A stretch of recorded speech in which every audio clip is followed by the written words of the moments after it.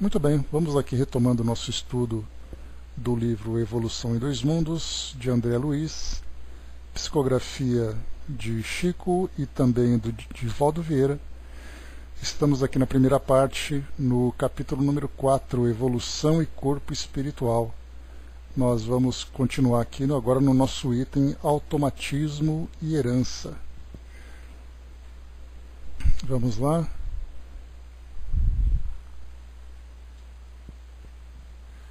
Deixa eu ver aqui. Você colocou, Brás, será que a quarentena vai virar bienotena? Olha, tá com cara, viu, Brás? O negócio aqui tá esticando. Vamos ver até quando a gente vai com essa brincadeira toda, né? Brincadeira que tá ficando complicada e cara. Cara em todos os sentidos, né? Bom, nós estudamos aqui então nesse automatismo e corpo espiritual. A gente lembra que esse capítulo trata da evolução e do desenvolvimento do nosso corpo espiritual e também do nosso corpo físico.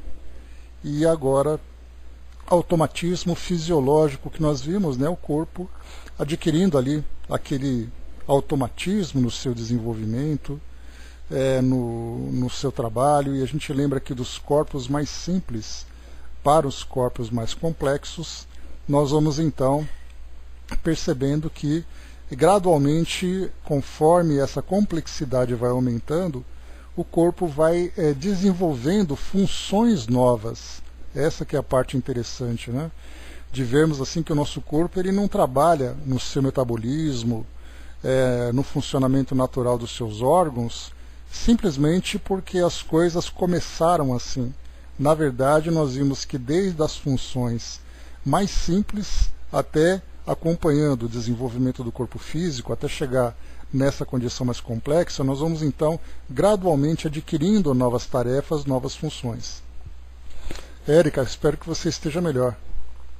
Firme e forte de novo aí para as suas atividades e compromissos. Em seguida, atividades reflexas do inconsciente, também vimos aqui. Falamos daquele trecho, né, de aprender a ler e a escrever.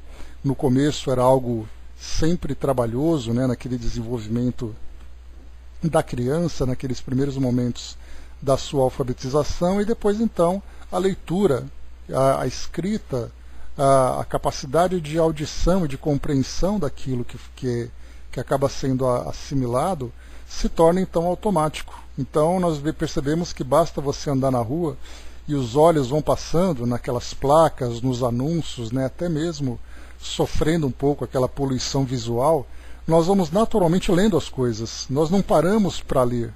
Nós lemos no automatismo. E acaba sendo exatamente uma dessas atividades reflexas do inconsciente. Então, falar, ler, ouvir, escrever, tudo isso acaba sendo automático. Então vemos que isso mostra para nós, de uma forma mais resumida, mais simplificada, também essas outras atividades reflexas do inconsciente que vão então se desenvolvendo com o passar do tempo. Né? Tudo, né, Brás? Porque a gente percebe que não é só a leitura. Nós vemos muito isso para as crianças, por exemplo, que estudam a parte de linguagem da língua portuguesa. Nós vemos que as primeiras formas de comunicação elas vêm através de símbolos.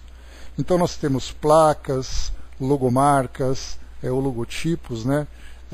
Vemos ali cores, tudo quanto é tipo de símbolo acaba sendo assimilado antes mesmo de aprender a alfabetização.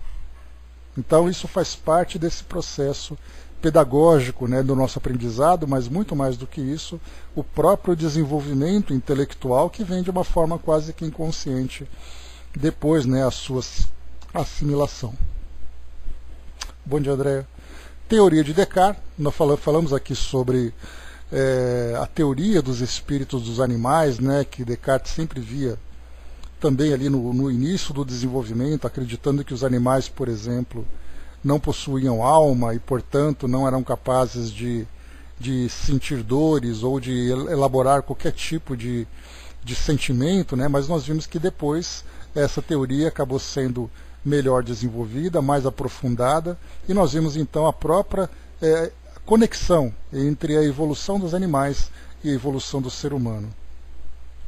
E aqui o que coloca também André Luiz, ele diz, né, que Descartes não logrou apreender toda a amplitude dos caminhos que se descerram a evolução na esteira dos séculos, mas abordou a verdade do ato reflexo, que obedece ao influxo nervoso, no automatismo em que a alma evolui para mais altos planos de consciência, através do nascimento, morte, experiência e renascimento da vida física e extrafísica, em avanço inevitável para a vida superior. Então nós vimos ele coloca aqui nesse trecho que, apesar de ver de uma forma bastante simples, até mesmo os animais ou os seres humanos de uma forma muito material, que Descartes procurava fazer isso, ele acabava não considerando o aspecto espiritual desses princípios que evoluíam com o passar do tempo e acabavam estabelecendo então essa conexão entre essas espécies mais simples, esses grupos mais simples até esses mais complexos. E ele falava também sobre o desenvolvimento desses atos reflexos, trouxe até o exemplo naquele artigo que eu fiz a leitura para vocês, daquela marteladinha, do reflexo patelar que dá no joelho e a perna então mexe. Então nós vemos que até mesmo esses reflexos vão se desenvolvendo com o passar do tempo.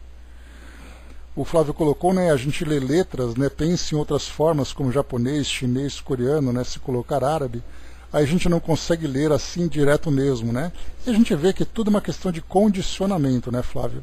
Então, o que para nós hoje acaba sendo um mistério, acaba sendo algo de difícil percepção, nós vemos que basta você reencarnar nesse meio e fazer parte desse processo de aprendizado de um modo natural, que nós vamos chegar nesse mesmo automatismo, nesse mesmo reflexo do inconsciente. Bom dia, Simone, bom dia, Andréia, bom dia, Marion. Vamos lá, então, avançando agora para o tema que nós vamos abordar agora, automatismo e herança. Tema bem interessante aqui. Assim como na coletividade humana, o indivíduo trabalha para a comunidade a que pertence, entregando-lhe o produto das próprias aquisições, e a sociedade opera em favor do indivíduo que a compõe, protegendo-lhe a existência no impositivo do aperfeiçoamento constante, nos reinos menores o ser inferior serve à espécie a que se ajusta, confiando-lhe maquinalmente o fruto das próprias conquistas, e a espécie elabora em benefício dele, amparando-o com todos os valores por ela assimilado, a fim de que a ascensão da vida não sofra qualquer solução de continuidade, ou seja, qualquer interrupção.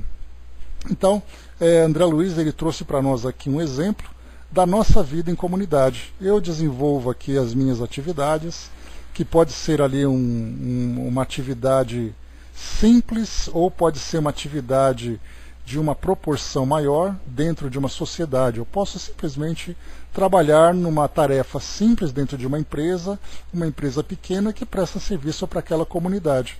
Aquela comunidade, sendo suprida por esse meu serviço, vai ampliar ali depois também a sua contribuição para algo maior, que por sua vez vai trazer o retorno, porque ao mesmo tempo que eu trabalho e o meu esforço, a minha dedicação, o meu conhecimento, a minha experiência acaba também sendo compartilhada com todos aqueles que se beneficiam do meu trabalho, por outro lado, a sociedade se desenvolve com a minha contribuição individual, mas também com a contribuição coletiva de todos os habitantes, todos os participantes daquela comunidade, e por sua vez acontece o contrário. Eu também sou beneficiado, porque eu também tenho ali a minha participação no mercado de trabalho, eu posso ser ali consumidor, posso receber os benefícios que a sociedade pode me oferecer.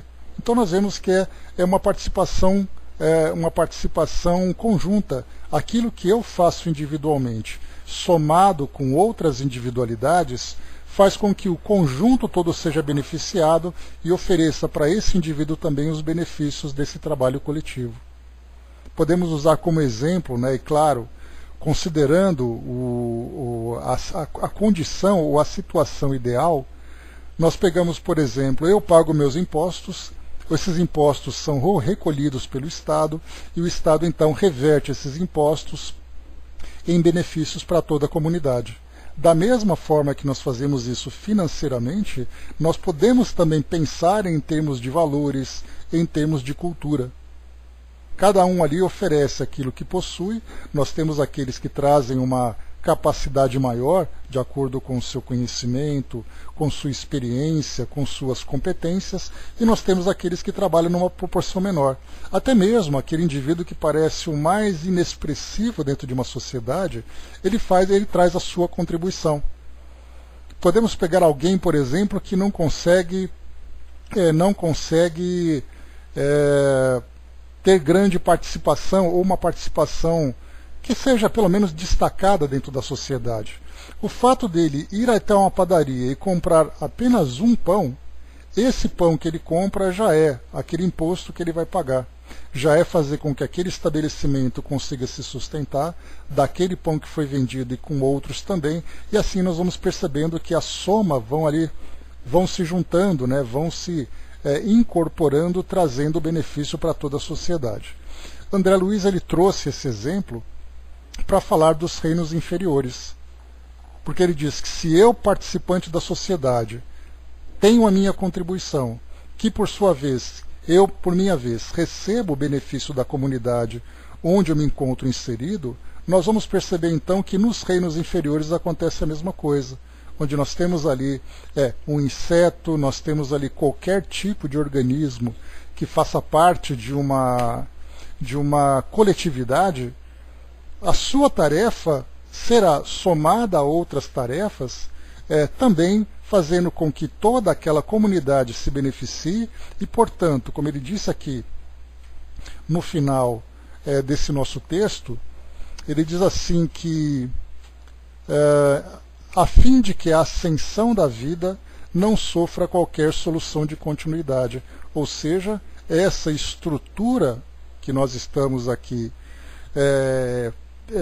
vendo da sociedade ou desse grupo, dessa comunidade, faz com que nós então perpetuemos a nossa espécie. Porque do contrário, se nós somos seres que fazemos parte dessa coletividade, que nós somos seres sociais, e sendo seres sociais nós dependemos da comunidade como um todo. Se por acaso a sociedade para de me oferecer aquilo que eu preciso para poder me manter, significa que eu serei um ser extinto. E eu me extinguindo, consequentemente teremos também todos os elementos se extinguindo por falta dessa estrutura, e a espécie então acaba simplesmente se desfazendo, acaba simplesmente desaparecendo. Então é um raciocínio bastante interessante. Bom trabalho, Angelina. Então é um trabalho bastante interessante que nós vemos, né? O raciocínio é bastante interessante. Por isso então ele coloca para nós aqui, nessa parte dos reinos inferiores, ele diz assim, bom dia, Namoni. Ele diz assim, nos reinos inferiores, o ser inferior serve à espécie a que se ajusta, confiando-lhe maquinalmente o fruto das próprias conquistas, e a espécie labora em benefício dele, amparando-o com todos os valores por ela assimilados.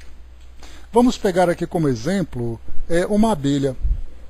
Se nós pensarmos uma abelha por si só, ela acaba não tendo ali o mesmo significado para a natureza que todos os demais seres vivos. Mas aí nós lembramos que essa abelha, que tem ali a sua contribuição, faz com que, somada às outras contribuições, mantenham então toda a colmeia. Então é uma abelha que vai em busca do néctar, é uma abelha que protege, é uma abelha que reproduz. Então nós percebemos assim que essa única abelha, se nós olharmos com essa visão simplista, ela não fará muita diferença. Na verdade, ela não fará diferença diante do todo. Só que nós lembramos que o todo não é o todo por si só. O todo é uma somatória de indivíduos. Então a abelha, com o seu trabalho, contribui para a manutenção da colmeia, e a colmeia, por sua vez, sustenta essa abelha, dando a ela proteção, dando a ela também, porque nós lembramos que a abelha também é um ser social, assim como as formigas, nós vemos isso também. Uma única formiga, você fala, uma formiga é uma formiga. Mas aí você coloca essa formiga dentro do formigueiro, analisando o papel dela em conjunto com os demais. E aí nós vemos então um formigueiro que muitas vezes tem milhões de indivíduos tem ali um tamanho significativo exatamente pela soma desses esforços. Mas a ideia é pensar como, mas qual a importância de tudo isso? Exatamente a perpetuação dessa espécie. Porque sem essa comunidade, essa formiga não se sustenta. E sem essa formiga, a comunidade não existe. Portanto, nós não vemos a reprodução e a continuidade. No caso da sociedade humana que nós temos, um indivíduo por si só, a princípio ele parece insignificante. Mas se nós olharmos, por exemplo, com o passar do tempo, nós vemos assim nos fatos históricos grandes guerras ou grandes epidemias que dizimaram comunidades inteiras, nós não chegamos ainda a ver aquilo que está acontecendo hoje no nosso país e no mundo, comparado com outras epidemias que tiveram no passado. Quando nós vimos, por exemplo, ali 1/3 de um país inteiro sendo dizimado, de um continente inteiro, como foi o caso da gripe espanhola, por exemplo, no começo do século XX.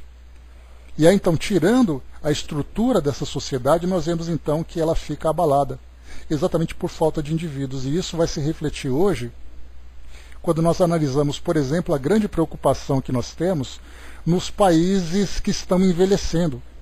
Ou seja, foi noticiado uma reportagem interessante que falava de Portugal. Portugal era um país que recentemente estava tendo uma grande preocupação de encolhimento da sua sociedade.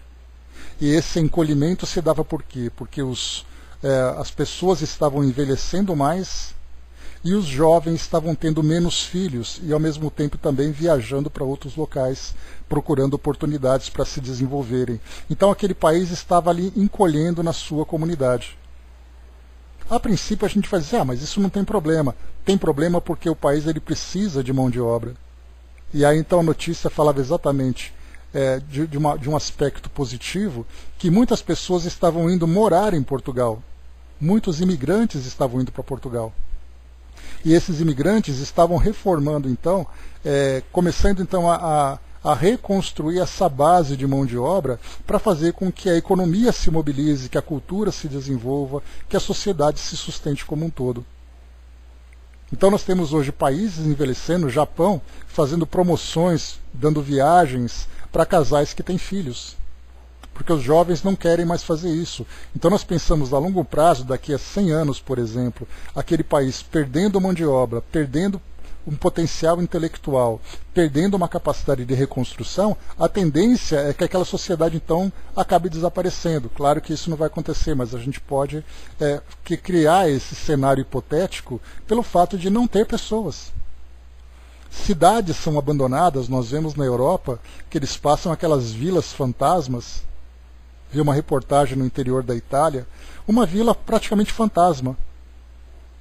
Que passava aquelas casas vazias e a pergunta é, mas cadê todo mundo? Todo mundo foi embora.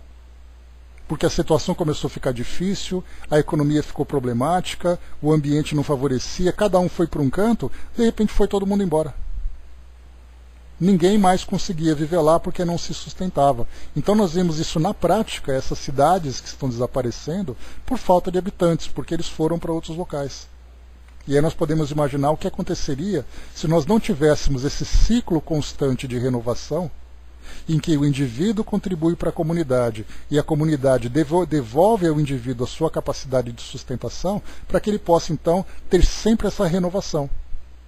E isso acontece desde os seres menores que nós temos. Se pegarmos, por exemplo, corais, nós vemos uma grande cadeia de corais, né? Na Austrália temos ali uma das grandes estruturas, as mais belas estruturas da natureza. Temos ali a grande barreira de corais. Essa barreira de corais é formada por milhões de seres. Um indivíduo por si só acaba não tendo ali a grande atenção. Mas se nós pensarmos dessa forma, que esse indivíduo pode não fazer falta, mas o esforço dele com outros indivíduos faz exatamente com que tudo isso, toda aquela grande estrutura, seja montada e sustentada. Essa é que é a parte interessante que nós vemos também desses corais, desse processo. Desses documentários que nós assistimos do mundo animal, nós temos ali dois grupos interessantes, né? Nós temos ali pássaros que formam aqueles bandos, que eles vão ali voando em direção para um lado, para o outro, formando aquela grande massa né, no céu, que é bem interessante. Inclusive eles não se sabe exatamente qual é a força que une aquele grupo e nem o que faz com que eles se movam daquela forma. E a mesma coisa acontece também com cardumes no mar. Aqueles peixes pequenos que formam aquelas grandes bolas. É bem interessante, vocês já devem ter visto isso em reportagens. Então nós vemos assim que um indivíduo contribui com a soma dos demais, aquele grande grupo, para um sistema de proteção. Ou a mesma coisa acontece nos campos, naquele sistema de manada. Então vemos a contribuição de um somada com os demais formam a comunidade. E a comunidade devolve a cada indivíduo a condição para que ele possa se sustentar. Dudu colocou ali para nós, né, o cupim é alimento, né, como a formiga, né, a cadeia alimentar. Então nós temos ali não apenas as comunidades, mas o próprio processo, né, que forma as cadeias alimentares. Então quando a gente olha e estuda biologicamente apenas, acaba sendo bastante curioso a sustentação de um ecossistema, quais são os indivíduos que compõem uma cadeia alimentar, qual a estrutura dessa cadeia. Quando a gente começa a olhar por uma perspectiva espiritual, nós vemos ali a grande inteligência da natureza, com N maiúsculo, que faz com que o indivíduo se sustente, que aquele ambiente se sustente, e nós vamos vendo então ali a renovação de toda aquela comunidade, de todos aqueles indivíduos, dando essa ideia da perpetuação das espécies. Então vemos que não é somente quando nós pensamos no desenvolvimento de um indivíduo, no seu sistema nervoso, na sua percepção, nos seus sentidos e tudo mais, mas nós vemos também que ele depende desse sentido mais coletivo para que ele continue se desenvolvendo. Então nós vemos o desenvolvimento de uma célula, vemos o desenvolvimento de um indivíduo e vemos o desenvolvimento de uma comunidade. E é então todos os mecanismos que a natureza vai oferecendo para que esses grupos então se perpetuem. O Dudu colocou, mas um cientista disse que a população mundial diminuirá, porque os casais não terão filhos como agora, né? São estudos, né, demográficos que são feitos, né, Dudu? Com estimativas, com ideias, né? Porque ao mesmo tempo que nós temos países mais desenvolvidos que tendem a ter ali através do estudo, através de uma estrutura formada de modo mais organizado, o planejamento familiar, a redução de filhos, as pessoas tendo oportunidades de desenvolvimento, né? Mas por outro lado, nós vemos em grupos, por exemplo, né, em sociedades na América Latina, na Ásia e na África, que continuam ainda tendo crescimento populacional, exatamente por causa dessas questões sociais, desenvolvimento intelectual e tudo mais. Então o Brasil, por exemplo, ele continua aumentando. Basta a gente lembrar que na década, inclusive ontem, né, fez ali os 50 anos da conquista do tricampeonato mundial da seleção brasileira de futebol, e a música que falava era 120 milhões em ação para frente Brasil. Hoje nós estamos com 210 milhões, com 90 a mais.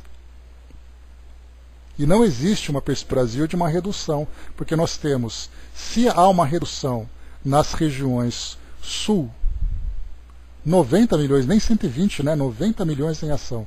Ainda falei errado a música, reduzir. 90 milhões, hoje nós estamos com 110, 120 milhões de pessoas a mais. Em apenas 50 anos. Em 50 anos, o Brasil mais que dobrou a sua população.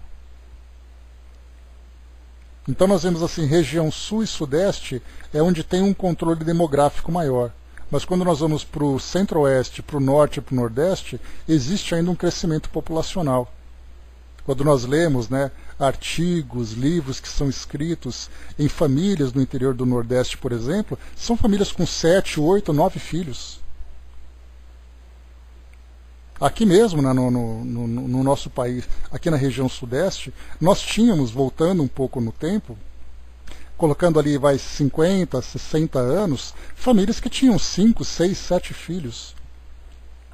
A família mesmo, né, da minha mãe, eles eram em 11 irmãos. Desses 11, 2 desencarnaram quando ainda bebês, e os outros 9 ficaram até vivendo ali 80 anos de idade. Hoje é inimaginável uma família vivendo num ambiente como esse, tendo uma estrutura financeira, social, cultural bem formada, imaginar ter 5, 6 filhos. Isso acontece exatamente por falta de planejamento, isso mostra a condição social de cada grupo, né? Então, vemos assim que essa perpetuação da espécie é natural, mas chega um momento em que ela estabiliza.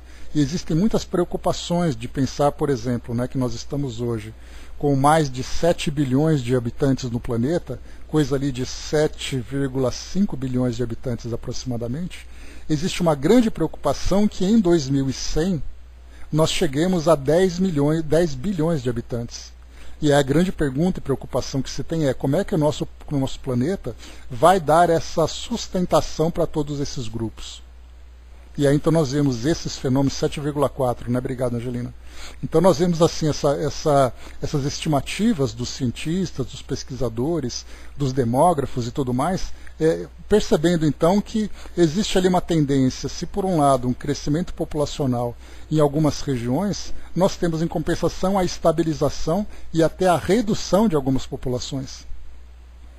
Então isso também é um processo natural. E Kardec perguntou, né, aos espíritos sobre essa questão de controle populacional e tudo mais, e foi dito que vai se estabilizar e nós teremos inclusive ali depois, né, um desenvolvimento tecnológico para que todo o recurso natural seja bem aproveitado e bem dirigido para a sustentação da nossa população. Mas isso vai ser feito, né, com o próprio desenvolvimento das sociedades. O Flávio colocou, né, fazendo as contas, meus pais tiveram 6 filhos, eu tenho 3 filhos, mas só tenho um neto, né? Que bem interessante, né, Flávio, essa pesquisa, né? Essa comparação que você faz. Na prática, como as coisas são. Então, como eram os antigos, como é agora. Né? Na época de Kardec, há uma estimativa de que a população no século XIX era de 1 bilhão de habitantes. Na Segunda Guerra Mundial, por volta de 2,5.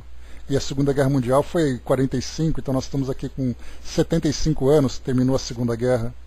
De 75 anos para cá, de 2,5 passou para 7,5 praticamente. Então essa é a questão. Kardec, o Braço colocou aqui para nós, né, já preocupado, perguntou se não iria faltar alimento. A resposta foi: Deus tudo provê e tudo prevê e tudo provê. Né? Então, essa ideia dessa previsão e da provisão virá exatamente da reestruturação da sociedade de uma forma bastante natural, pela própria evolução também. A Marion lembrou ali em cima que muitos estão optando por não terem filhos, né? Também conheço casais que preferem ali viverem suas vidas, são pessoas de bem e tudo mais, que preferem simplesmente não terem filhos, não ter filhos, né? Cidizinha colocou: minha avó materna teve 11 filhos, minha mãe 4, e agora ela só tem netos, né?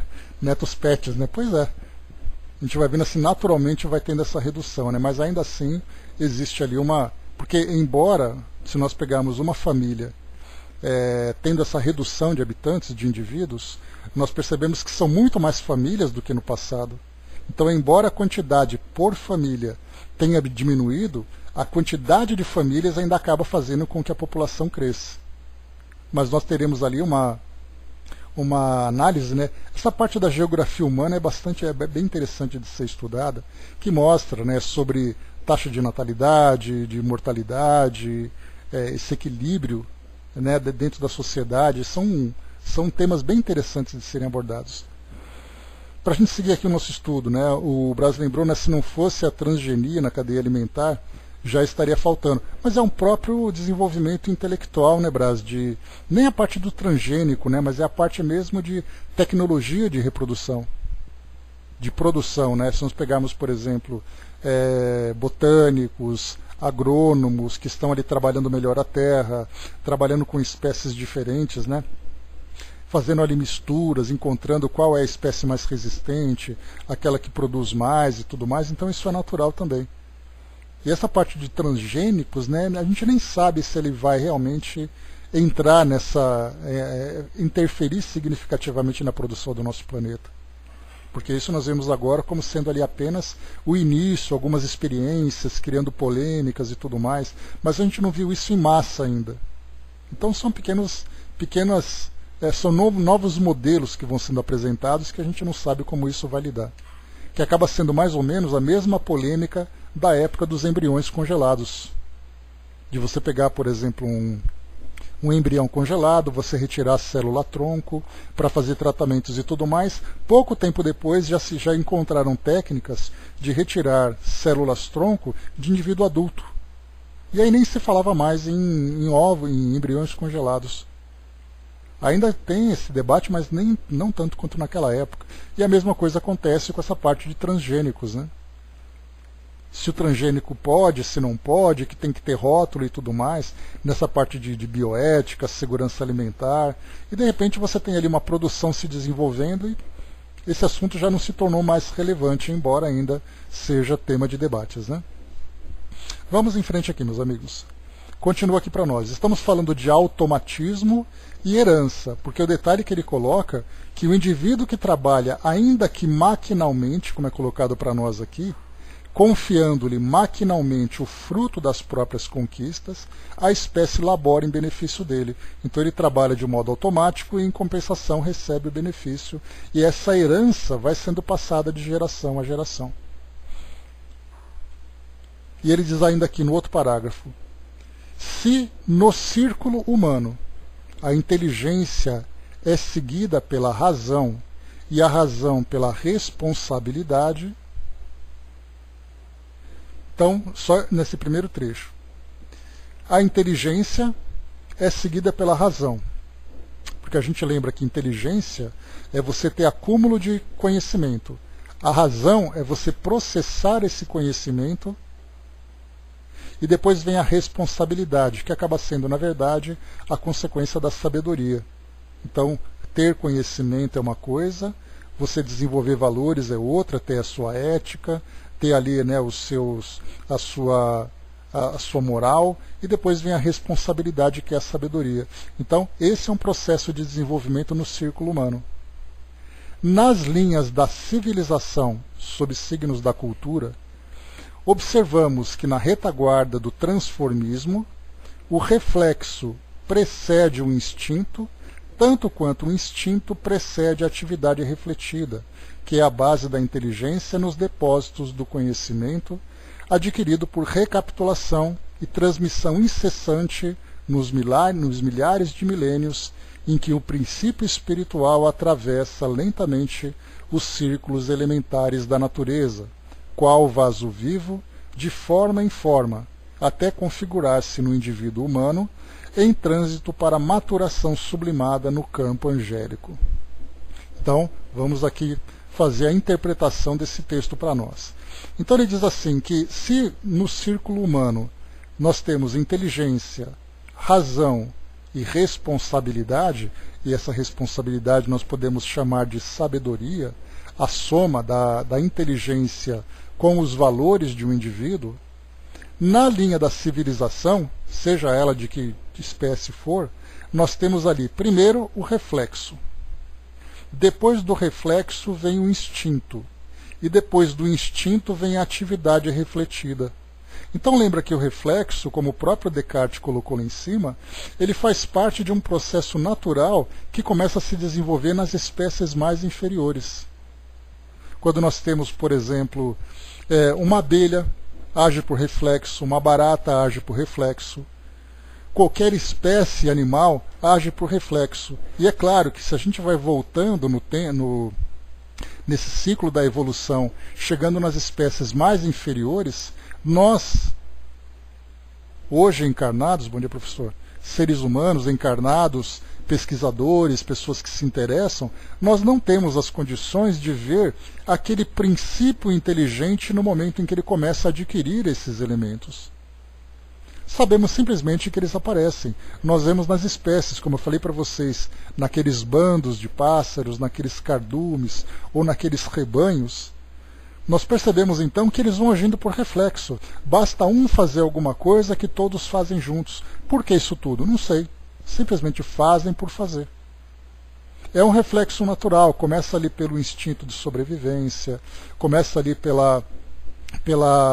as primeiras habilidades que começam a surgir.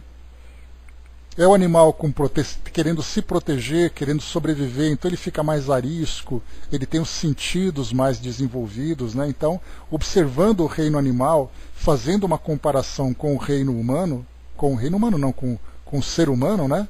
esses reinos inferiores com os seres humanos, todos nós fazemos parte do reino animal.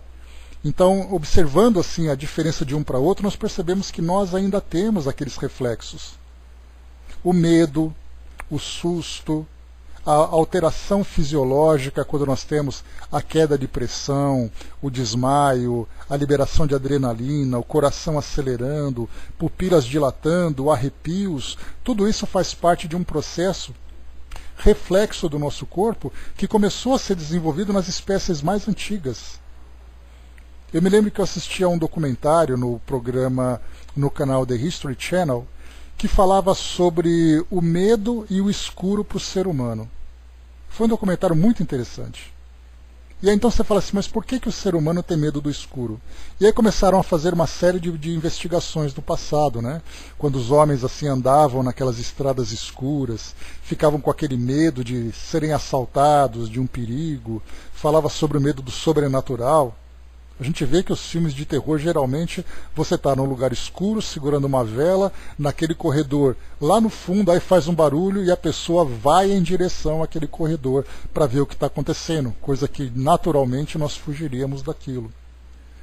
Subir escada de madrugada, por exemplo, enfim, várias e várias situações que nós vamos então, observando, que nós vamos desenvolvendo de uma forma reflexa esses princípios. E nesse documentário falava assim, um estudo, olha que interessante, um estudo que foi feito numa universidade por neurocientistas, estudando por que, por exemplo, você raspar a unha numa lousa dá aquele arrepio. Vocês se lembram, né, na escola, quando os professores escreviam com giz no quadro negro e tinha uma pedrinha naquele giz, né, e quando passava todo mundo ficava arrepiado. Ou então você pegar um isopor no outro e ficar esfregando. Dá aquela aflição, né? Na universidade, eles procuravam estudar por que esse som provoca em nós esse tipo de efeito. E aí então eles fizeram um estudo dizendo que naquela época em que os nossos sentidos, a mesma coisa também, Dudu, então que os nossos sentidos começavam então a ser elaborados de um modo mais complexo naquela fase de evolução dos macacos. Porque os macacos, quando ouviam aqueles sons parecidos, eles se sentiam ameaçados. Então, para nós hoje, nós não temos essa ameaça que tem numa selva, que você ouve aquele silvo, e aquilo significa para você uma ameaça. Mas o reflexo daquele barulho é para nós algo que incomoda ainda. Porque dá aquela sensação estranha que no passado era um instinto de defesa, de proteção. Hoje nós trazemos isso sem sentido, mas da mesma forma nós reagimos. Então nós vemos que esses reflexos começam a ser desenvolvidos lá no começo. Mesma coisa também, né? Ainda foram inventar uma máquina que tem um barulho parecido ainda por cima, né? Então a gente vê assim que o reflexo começa a surgir. Depois ele coloca para nós que o reflexo, como ele precede o instinto vem depois. Então esse instinto que nós temos, o instinto de sobrevivência, o instinto da agressividade, o instinto da sexualidade, se no começo era reflexo, por ele passar por esse processo de elaboração, ele acaba se tornando agora instinto. E depois, quando ele chega avançando nessa fase do instinto, nós chegamos naquela fase refletida, onde nós somos capazes de refletir, de raciocinar em torno das coisas. Hoje a nossa razão já se encontra desperta, mas nós trazemos claramente fortes impressões dos instintos e trazemos também fortes impressões dos reflexos, embora a nossa razão esteja já desenvolvida. Então é bastante interessante percebermos que, para que nós tenhamos reflexos, instintos e depois a razão, tudo isso passa por esse processo de elaboração que vem daquelas espécies mais primitivas. Que o organismo vai desenvolvendo tudo isso, os princípios espirituais também vão assimilando esses conhecimentos até chegar o momento em que nós desenvolvemos a nossa razão. E da nossa razão, como é colocado aqui também, nós passamos então agora a almejar uma ascensão na nossa evolução como princípios inteligentes para chegarmos na condição angelical. Começa lá atrás e tudo isso vai evoluindo. Flávio lembrou lá em cima, minha professora molhava o giz para evitar o barulho, né? Coitada, ela devia sofrer então.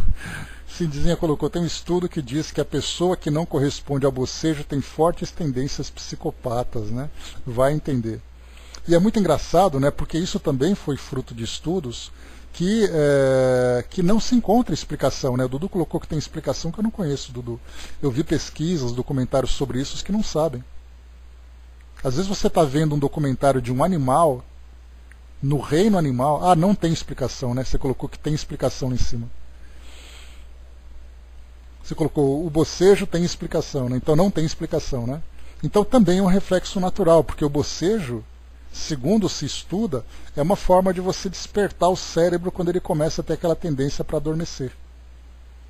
Mas mais do que isso ainda, por que será que nós bocejamos quando vemos um outro bocejando? Não, o reflexo tem bocejo. O reflexo do bocejo, né? O bocejo ele é classificado como esse despertar da mente, quando ela começa a ter ali aquele momento de relaxamento e tudo mais. Então, segundo, né, aquilo que eu assisti pelo menos, é essa explicação, que pode ter outra, né? Mas o reflexo do bocejo acaba sendo uma coisa curiosa. Então eu comentava com vocês que a gente assiste a um documentário sobre o reino animal e de repente você vê assim aquele leão no meio das savanas, aí ele vai ali em direção ao seu pequeno reino, com as leoas e tudo mais, e você vê aquele leãozinho. No momento em que o filhote boceja, não dá outra, todo mundo boceja junto. E aí acaba sendo algo bastante interessante, né? Mas enfim, isso faz parte também de um processo reflexo. Deixa eu ver aqui o que vocês colocaram.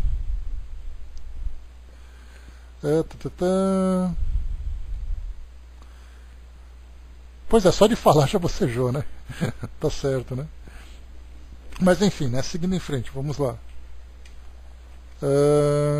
Aí ele coloca aqui depois do final, né? Que o instinto, então ele colocou, reflexo precede o instinto, tanto quanto o instinto precede a atividade refletida.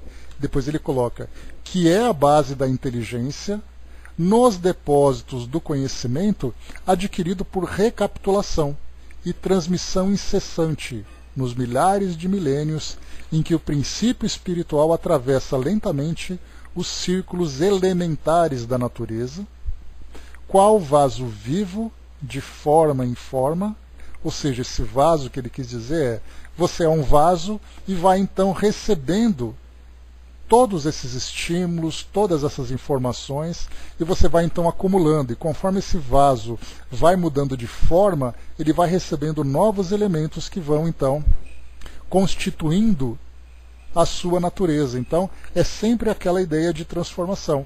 E o detalhe, né, que hoje é bastante falado também, a respeito do instinto animal. Se você pega um gato, por exemplo, né, Miriam? Então você pega o gato, qual é o instinto natural do gato? Ele vai defecar, por exemplo, naquela caixa de areia, o seu instinto natural é enterrar aquelas fezes. Se você dá comida para um cachorro, aqui em casa nós temos a Rita, você dá um pedaço de petisco para ela, se ela não quer, ela vai no meio das cobertas e começa a enterrar aquele pedaço de petisco. E aí então cada espécie vai tendo ali um tipo de comportamento que é instintivo, que é bastante interessante, e eles falam que essa é uma transmissão da memória genética daquela espécie. Mas muito mais do que memória genética, nós temos que lembrar que existe um princípio inteligente, porque enquanto essa memória é registrada nas células, segundo a análise da nossa ciência material, nós temos o princípio inteligente que também assimila essas informações, e ele continua tendo esse mesmo tipo de comportamento enquanto ele estiver naquela espécie. Nesse fim de semana mesmo eu vi um vídeo muito interessante, uma GIF, né, muito interessante, que mostrava uma chimpanzé com o filhotinho, que era um macaquinho, tinha acabado de nascer ali. Não tinha acabado, tinha ali alguns meses, né? Então assim, e ela pegava uma banana, ela descascou a banana, e mais engraçado que isso, ela começou a tirar os fiapos da banana, detalhadamente. Ela puxava aqueles fiapos que ficavam. E aí o comentário da pessoa que postou foi, né? Já sei de onde eu peguei essa mania. Um chimpanzé fazendo isso, coisa que nós imaginamos, ele simplesmente vai comer por comer. Pois é, Cindizinha, para quem viu vai perceber ali. Então a gente vai adquirindo comportamentos que a gente não sabe por quê, coisa que incomoda. Ah, mas por que, que o macaco descasca a banana? Também, né, André? Por que, que o macaco descasca a banana?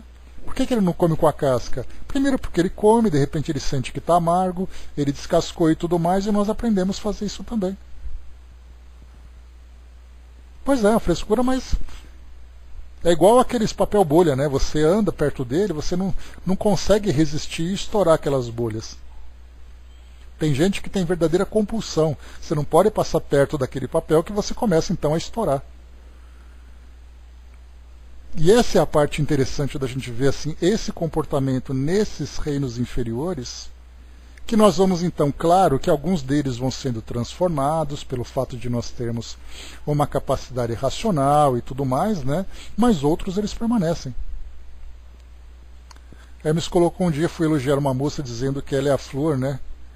Que um gato planta na areia, né? Ela quase me deu um tapa, né? Pois é. A Cindy colocou, a Nina corre para esconder debaixo da cama. Aqui a nossa, ela corre nos cobertores, né? Às vezes sobe na minha perna assim, começa a enfiar o negócio embaixo do meu pé aqui, né? Mas por que isso tudo? Porque o animal tem esse instinto de conservar o alimento para ele comer quando ele precisa. Mas como isso surgiu? Simplesmente não sabemos. Só sabemos que é assim, né? Como dizia lá o personagem do Alto da Compadecida. Não sei, só sei que é assim. Vamos em frente. Diz ainda que o texto, nesse mesmo parágrafo. Pois é, Dudu, esse é o detalhe, né? Assim como o René Descartes, quando ele falou sobre os animais, o reflexo e tudo mais, André Luiz comentou que ele não conseguiu apreender, ou seja, absorver esse conhecimento pelo fato dele não ver tudo isso da perspectiva espiritual. Ele viu apenas a perspectiva animal. No caso dos nossos biólogos hoje, eles falam sobre essa genética pretérita, mas não levam em consideração esse princípio inteligente que está sendo elaborado. Porque, do contrário, você pode dizer a carne é fraca, você pode dizer a carne tem memória. Só que, na verdade, a carne não é fraca, quem é fraco é o espírito, e a carne não tem memória, porque a memória fica no espírito. É essa quantidade de experiência, né? Pois é, então, no caso do princípio inteligente, nós que estudamos essa perspectiva espiritual, por isso que eu acho que é extremamente valioso nós termos ali biólogos, zootecnistas, veterinários, estudando esse lado animal, para entendermos que muito desses comportamentos que nós encontramos é um comportamento de grupo, não pelo fato da genética, mas é um comportamento de grupo pelo princípio. Esse princípio espiritual que nós tratamos, essa é a parte interessante. Então, vemos assim que tudo começa nesse lado espiritual e ele vai então ele vai transmitindo através do seu comportamento pela espécie. Então, um animal ensina o outro e tudo mais, a gente fala, mas isso aí é uma memória genética. E na verdade não é uma memória genética. Nós vemos que é uma memória do princípio. Esse é o grande desafio para nós desvendarmos essas situações nesses próximos tempos, quando nós nos aprofundarmos mais no estudo da doutrina. Porque da mesma forma que eu comentei com vocês na semana passada, que o conhecimento ele tem se expandido bastante, e eu trouxe para vocês aquele exemplo do André Siqueira, quando ele fez aquela palestra que ele falava sobre o médico, né? Pois é, está aqui. Esse aqui é o cão mais evangelizado que existe, porque ela participa todos os dias dos nossos estudos. Então a próxima encarnação dela já vai ser em alguma coisa maior, né? Então ele dizia que antigamente o médico ele se formava com 6 anos. Hoje ele passa 50 anos estudando e ele não consegue ter o conhecimento da medicina e nem vai ter. Porque esses 50 anos que ele passou estudando diz respeito apenas e exclusivamente à sua área de atuação. Então, se ele é ali um cirurgião, ele vai se aprofundar no campo da cirurgia durante 50 anos, mas ele não conhece a ginecologia, não conhece a dermatologia, a oftalmologia, a psiquiatria e tantos outros dias que tem por aí. A doutrina espírita, eu estou comentando isso porque a doutrina espírita ela está seguindo esse mesmo caminho. Se antes Kardec estudava, Kardec elaborou ali os livros base da codificação para trazer para nós esse conhecimento, hoje nós temos estudos, ontem inclusive nós tivemos uma excelente palestra falando sobre Alfred Wallace, né, que era um espiritualista da época de Darwin e contemporâneo de Kardec também. Ele falava sobre que as universidades hoje, em teses de doutorado, assim como também em dissertações de mestrado, nós temos 200 trabalhos envolvendo temáticas espíritas em universidades. Então nós vemos que não basta mais apenas você estudar os livros da codificação. Esse conhecimento da doutrina nos dá a possibilidade de um aprofundamento nas mais variadas áreas. Dentre essas áreas, então completando meu raciocínio, vem, por exemplo, essa parte da biologia da veterinária. De estudarmos, por exemplo, os princípios inteligentes, a forma como são elaborados, a sua desencarnação, a sua reencarnação, de que modo que esses princípios são tratados no mundo espiritual, quais são os laboratórios, quais são os engenheiros do plano espiritual que acabam ali, manejando esses princípios. Poderíamos falar de botânicos estudando sobre plantas, quais são os princípios dessas plantas. De que modo que nós poderíamos estudar tudo isso? Então, vemos assim que não é apenas você estudar a codificação. Tem tanta coisa para ser estudada hoje, porque o nosso conhecimento foi ampliando, e a doutrina espírita também foi ampliando esse conhecimento. Então você tem pesquisa sobre histórias, pesquisa sobre fenômenos mediúnicos, pesquisa sobre literatura. Chico, por exemplo, foi objeto de estudo de um doutorado, né, em que pesquisavam, por exemplo, os autores, o mecanismo de psicografia. Temos psiquiatras, como eu já comentei com vocês, né, Dr. Alexandre Moreira Almeida, estudando sobre a saúde mental dos médiuns. Olha só que coisa bacana.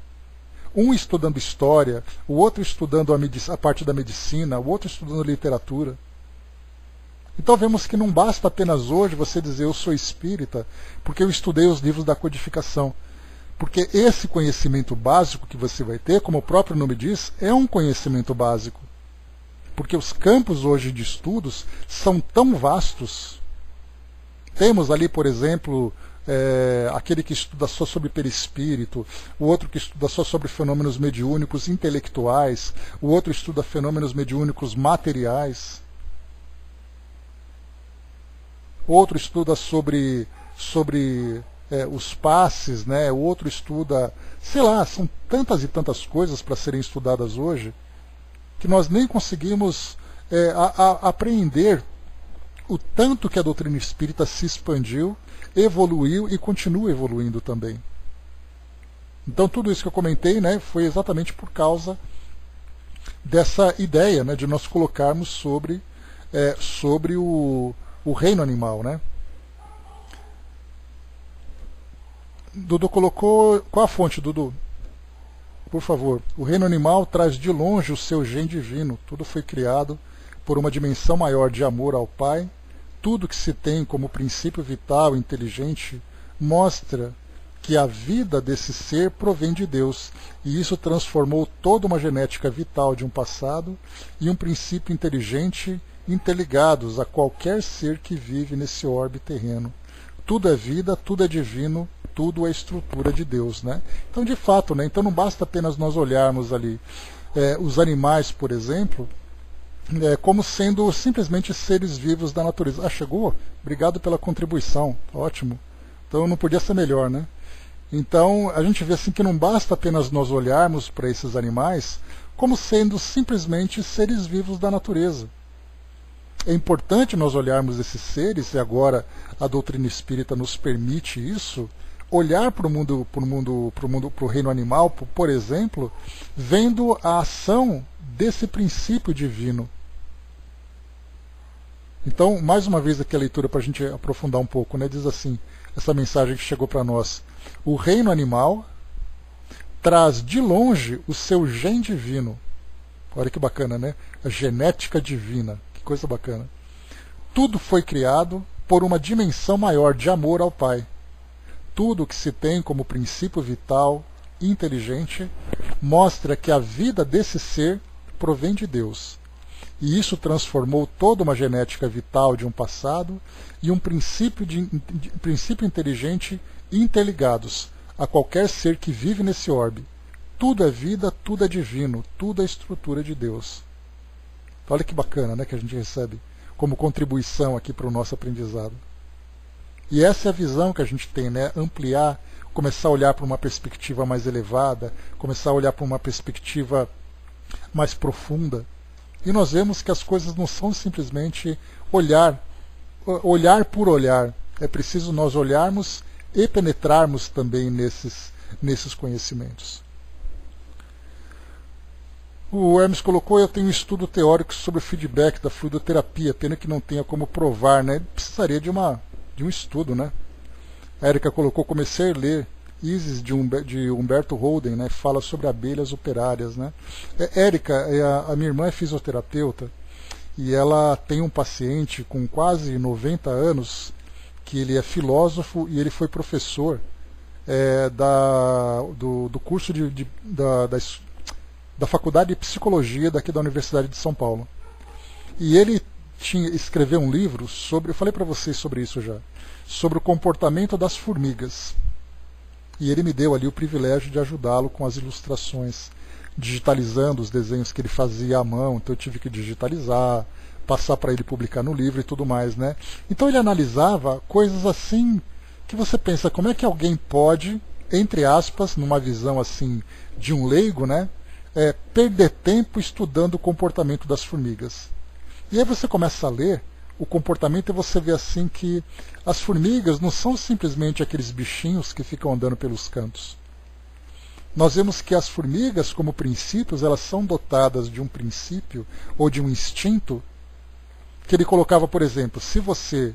ele fez uma experiência, né, uma formiga, na verdade formigas, percorrendo um caminho em direção a uma isca, porque ele fazia essas experiências, né?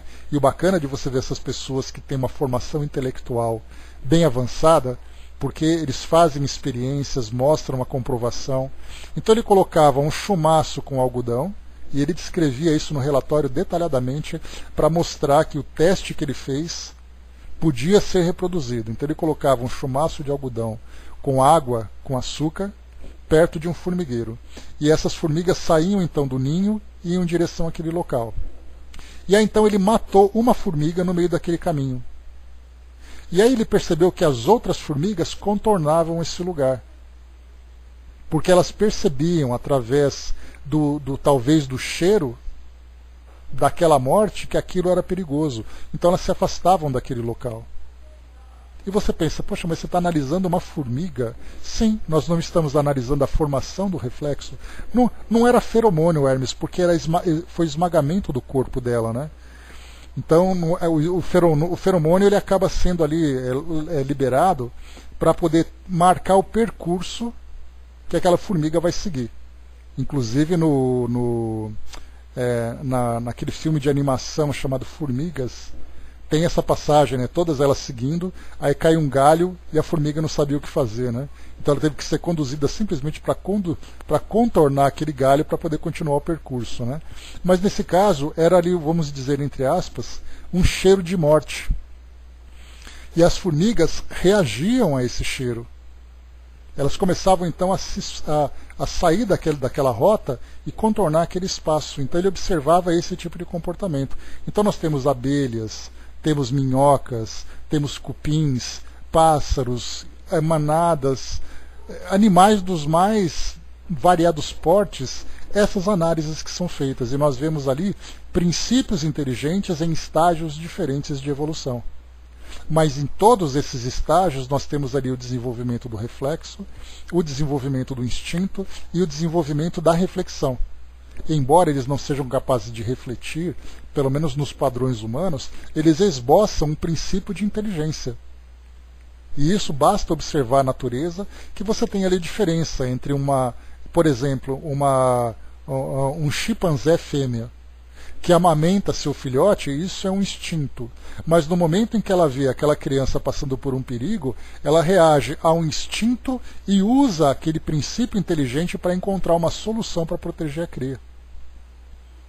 E aí então hoje, tudo aquilo que nós temos, percebemos que isso é uma bagagem desenvolvida nesses princípios inferiores. Como esses princípios evoluem para chegar na condição humana, isso nós não sabemos. Porque poderia ser aquela ideia, né? Qual animal você foi nas encarnações passadas? Aí cada um vai escolher ali, desde aquela águia, desde aquele leão, até o bicho preguiça, ou então até uma barata, cada um vai escolher o seu. Só que não é assim que funciona, e nós não sabemos como se dá esse desenvolvimento. Quais são os elementos que são agregados nesses princípios? Quanto tempo isso demora? Onde isso acontece? Não sabemos. Então, mais um tema para ser estudado, né, através de pesquisas futuras, através aqui dos nossos estudiosos da doutrina, né? A Érica colocou também, né, o Humberto Holden visitava o Dr. Cid Saboia de Carvalho, jornalista, radialista espírita cearense. Legal, hein? Bacana essa visão. O Hermes colocou, tive um professor na faculdade que nos incentivou a estudar lagartixa, né? Pois é, na escola a gente fez ali uma autópsia de uma lagartixa, Hermes. Então, cada um, né? Flávio lembrou aqui, né? Tem pessoas que colocam no YouTube funcionamento de terrários com formigas, aranhas, e avaliam o comportamento desses seres. Também é um processo de estudo, né, Flávio? Que mais aqui? Já colocou ao meio-dia, quem quiser pode acompanhá-lo, né, na AM 860 Rádio Cidade Online, está aí feito o convite. O Dudu colocou, dissequei uma barata fêmea, né? Pois é assim que tem que ser feito, né? É um douto, né? Bacana. A Miriam colocou, isso prova que as baratas também têm sua importância, tudo é importante, pois é. Enquanto a gente tem a repugnância pelas baratas, elas fazem parte não apenas de uma cadeia alimentar, mas elas fazem parte também da higiene, por incrível que pareça, né? Que você fala, a barata é um bicho nojento porque ela vive na sujeira. Não, ela está ali porque tem sujeira. E ela se alimenta disso. Então, são seres ali que fazem parte da cadeia alimentar, tem os decompositores, enfim. Tudo isso é interessante de ser visto. Avançando, vamos lá. Tem tanta coisa bacana para a gente conversar sobre isso, né? Quando a gente vê que o nosso raciocínio consegue acompanhar essas informações, a gente vê que se deixar, a gente fica aqui o dia inteiro falando disso, né? Mas vamos lá, então ele diz assim, que no final, que o princípio espiritual, qual vaso vivo, de forma em forma até configurar-se no indivíduo humano. Então olha só, de forma em forma até configurar-se no indivíduo humano. Nós não sabemos de que modo que essas formas vão se transformando. Esse é um grande mistério da evolução do princípio.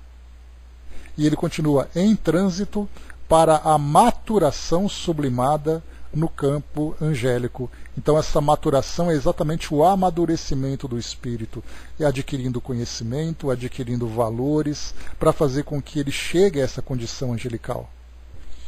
E aqui depois ele continua para finalizar o último parágrafo. Desse modo, em qualquer estudo acerca do corpo espiritual, não podemos esquecer a função preponderante do automatismo e da herança na formação da individualidade responsável, para compreendermos a inexequibilidade, ou seja, aquilo que não pode ser executado, de qualquer separação entre fisiologia e psicologia, porquanto, ao longo da atração do mineral, da sensação no vegetal e do instinto no animal, vemos a crisálida de consciência construindo as suas faculdades de organização, sensibilidade e inteligência, transformando gradativamente toda a atividade nervosa em vida psíquica. Então ele coloca para nós que não é possível criar uma separação entre a fisiologia, que é esse funcionamento automático do nosso organismo, onde você tem ali o metabolismo, funcionamento das células, dos impulsos nervosos, o desenvolvimento do nosso sistema nervoso e tudo mais, até chegar na psicologia, quando começa a vir ali a formação do instinto, porque nós já saímos do reflexo, vai para o instinto e do instinto vai para a razão. E tudo isso vai se desenvolvendo, como ele coloca para nós, porquanto ao longo da atração no mineral, lembre que os minerais são formados pela agregação ou agregamento.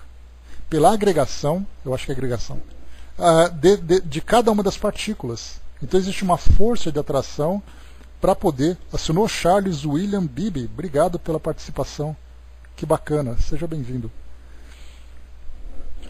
Então nós temos assim esse agregamento, né? Agregamento, não agregação.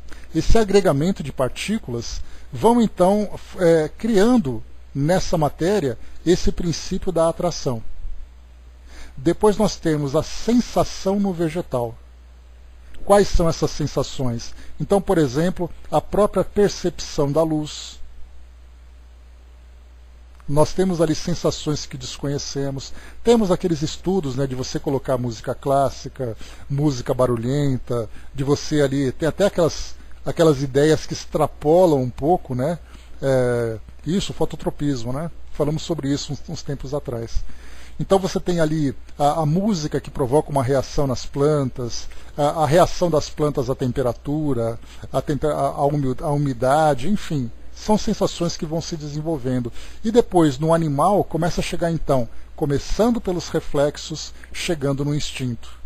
E aí então nós vemos a crisálida de consciência, ou seja, aquele embrião da consciência, construindo as suas faculdades de organização, através da sua estrutura orgânica e também desses instintos, da sensibilidade e da inteligência, transformando gradativamente aquela atividade nervosa, que começa com o reflexo, em vida psíquica, que é quando então os sentimentos, as emoções, a razão começa a se desenvolver.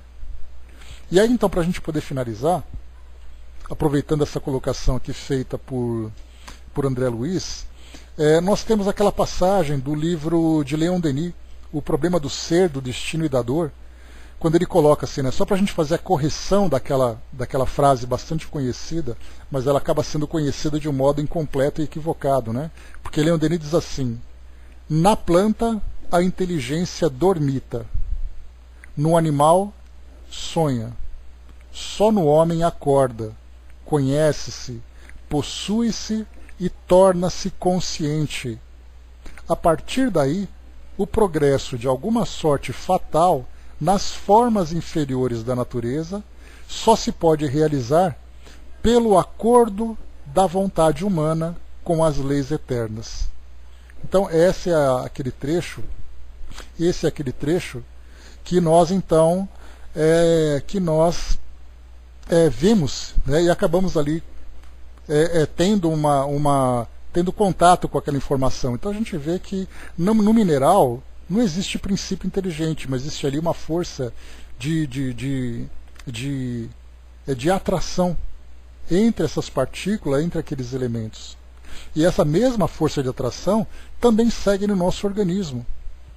Basta nós percebermos ali o osso, por exemplo, embora seja formado ali de um tecido conjuntivo e tudo mais, nós temos uma força de atração que une todas aquelas células. Temos a nossa cartilagem, temos o nosso fio de cabelo, temos ali várias partes do nosso corpo que depende dessa conexão entre esses elementos. Ali rapidamente o Dudu colocou para nós, né, Charles William Beebe, Brooklyn, Nova York, 1877 e Trindade, 1962. Foi um naturalista e explorador estadunidense. Escreveu livros muito populares sobre expedições que realizou e alguns deles tornaram-se best-sellers nas décadas de 1920 e 30. Foi também um contribuidor regular da National Geographic Magazine. Seu interesse pela exploração do fundo do mar o levou, em 1930, a mergulhar a uma profundidade de 130 metros e, em 1934, bateu o recorde, alcançando 923 metros de profundidade dentro de uma batisfera. Efetuou um total de 35 mergulhos com a batisfera, né? Foi curador de ornitologia de Nova York, na New York Zoological Society, 1899 e 1952. Né? Esse foi o nosso contribuidor aqui com o nosso estudo. Né? Bacana, né? Gente que fala com conhecimento.